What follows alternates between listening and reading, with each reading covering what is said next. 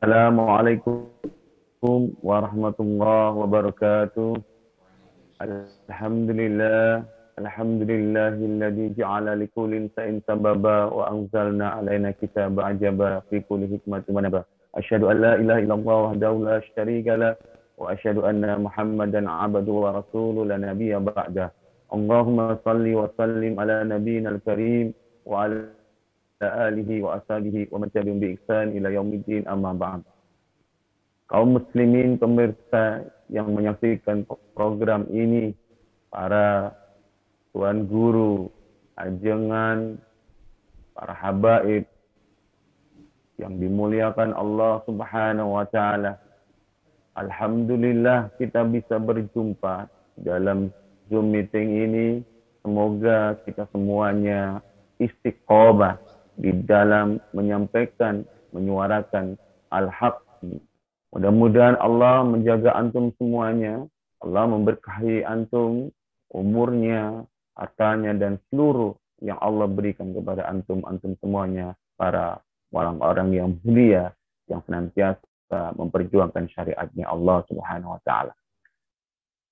Kita paham bahwasanya IKN ini adalah bagian daripada sumber masalah di negeri kita ini. Kalau kita bicara tentang kondisi IKN saat ini, ibu kota negeri kita yang akan dibangun di Kalimantan Timur ini, sungguh banyak permasalahan yang masih muncul di calon ibu kota ini. Permasalahan apa saja? Secara hukum, kita melihat undang-undang IKN itu cacat aspirasi publik. Ternyata masyarakat umum tidak dilibatkan untuk memberikan masukan terkait undang-undang IKN. Dan proses pembahasan yang dilakukan DPR dalam merumuskan dan membahas rencana undang-undang itu hanya dalam jangka waktu 43 hari. Mulai dari pansus, terbentuk hingga disetujui bersama dalam rapat paripurna.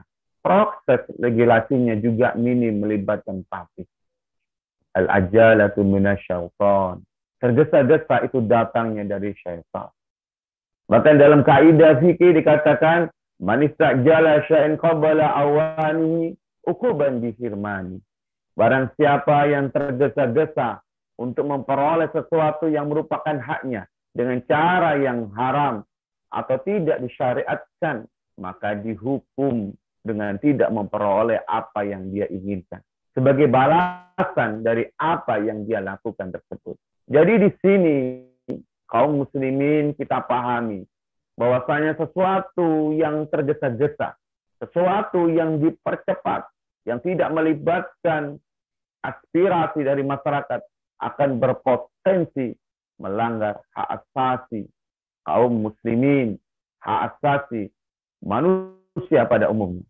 Hak partisipasi akan hilang. Minimnya akses informasi. Kalau ditanya, hak lingkungan hidup pun akan semakin rusak. Hak sehat, hak rasa aman berpotensi hilang ketika secara hukum undang-undang tentang IKN berada. Jelas di sini secara hukum saja sudah memiliki permasalahan. Bagaimana dengan tanah yang ada di IKN? Kaum muslimin yang dirahmati Allah perlu dipahami. IKN ini membutuhkan 260.000 hektar. Total luas wilayah yang diperlukan dan perlu kita pahami, itu bukan tanah kosong semuanya. Kalau kita yang tinggal di Kalimantan Timur pasti akan paham. Di ibu kota yang akan dibangun itu ada pemukiman warga. Akan ada potensi penggusuran terhadap 20.000 warga. Orang-orang yang tinggal di sana. Masyarakat adat dan yang tinggal di sekitar. Warga, masyarakat adat yang tinggal di situ pasti akan mengalami permasalahan. Baru-baru ini masyarakat terkaget-kaget. Begitu pagi hari tidak ada permasalahan, Sore hari tiba-tiba di depan rumahnya dipasang pelang. Ini tanah IKN. Dan ini akan menimbulkan konflik. Dan tak kalah pentingnya, perlu kita pahami bersama, 40% tanah IKN itu sudah ditempatin warga. Dan potensi ini akan menimbulkan gejolak di masyarakat yang ada di Kalimantan Timur, khususnya yang akan ditempati IKN. Kaum muslimin rahimani wa rahimakumullah. Secara ekonomi, kita baru saja mendengar ada kebijakan crowdfunding, urunan dana, atau orang menyebutnya dengan saweran. Saweran untuk membangun ibu kota negara yang diluncurkan oleh pemerintah. Kalau kita lihat ide ini, ide yang mereka sampaikan ini menggambarkan ambisi pemerintah yang tidak mengukur kemampuannya. Secara ekonomi kita tidak mampu, tapi memaksakan diri. Belum lagi, penggunaan anggaran yang diambil dari APBN akan memberatkan pos anggaran pendapatan dan belanja negara yang terjepit di tengah pengeluaran besar untuk penanganan kesehatan dan pemulihan ekonomi akibat pandemi COVID-19. Dampaknya, alokasi program-program prioritas untuk masyarakat dalam APBN akan berpotensi besar akan dikorbankan karena dialihkan untuk IKN. Dari data yang kalau kita buka di situs IKN, tertulis 53,5% pendanaan IKN dari total 466 triliun menggunakan APBN. Dan 46,5% sisanya menggunakan dana lain dari skema melalui mekanisme kerjasama pemerintah dengan badan usaha swasta dan BUMN. Kita paham, sudah tujuan APBN itu adalah sebagai pedoman pendapatan dan belanja negara dalam melaksanakan tugas kenegaraan untuk meningkatkan produksi dan kesempatan kerja untuk rakyat dalam rangka meningkatkan pertumbuhan ekonomi dan kemakmuran masyarakat. Kenyataannya, jika IKN ini berpotensi menyengsarakan rakyat, buat apa proyek ini dilanjutkan? Masya Allah. Diambil dari dana rakyat, digunakan untuk menyengsarakan rakyat. Kata anak sekarang, mikir. Waduh, itu menyengsarakan. Secara umum, pembangunan IKN ini memiliki risiko besar karena kondisi ekonomi Indonesia saat ini pada fase pemulihan COVID-19. Harusnya pemerintah lebih baik fokus pada pertumbuhan ekonomi, bukan membangun IKN. Baik, ya.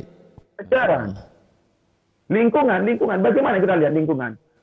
Kalau antum semuanya datang ke tempat IKN yang akan dibangun ini, memang posisinya mereka pada tempat yang tinggi. Ketika dibangun, pasti daerah-daerah yang rendah sekitarnya akan mengalami permasalahan. Dan ini tidak dipikirkan dengan baik-baik.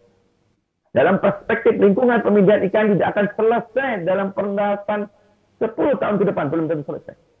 Prosesnya akan rentan terhadap pembangunan yang bersifat jangka pendek dan memiliki dampak lingkungan yang luar biasa. 10 tahun pun belum akan selesai. Masya Allah. Dan tentunya siapa yang dirugikan? Rakyat. Dana dari rakyat digunakan oleh pemerintah untuk menyengsarakan rakyat. Baik. Secara politik, praktik, coba antum perhatikan. Tanah-tanah yang ada di sana itu sudah ada pemiliknya. Sehingga pemerintah ini mengkapling-kapling tanah ini sesuai dengan kemauan mereka. Ada oligarki di sana. Ya. Bahkan sudah ada iklan di media sosial bagi-bagi kapling tanah negara. Ya. Kepada siapa? Ada yang mau beli ini dekat dengan posisi IKN, silakan Anda memesan mulai sekarang. 10 hari lagi, sebulan lagi akan naik harganya. Ini sedang terjadi. Baik, Yai. Oleh karena itu, mari kita semuanya warga negara Indonesia menolak keberadaan IKN ini pada masa-masa pandemi saat ini. Semoga Allah Subhanahu wa taala tetap memberikan kemampuan kita untuk istiqomah dalam kebaikan dan solusi daripada ini semuanya. Mari gunakan syariat Islam dalam pembangunan negeri ini, insya Allah baldatun thayyibatun wa rabbun ghafur akan muncul di negeri yang kita cintai. Demikian yang saya sampaikan, semoga bermanfaat. Kebenarannya milik Allah dan Rasulnya. Kekurangan dari saya, al-afu minkum. Wassalamualaikum warahmatullahi wabarakatuh.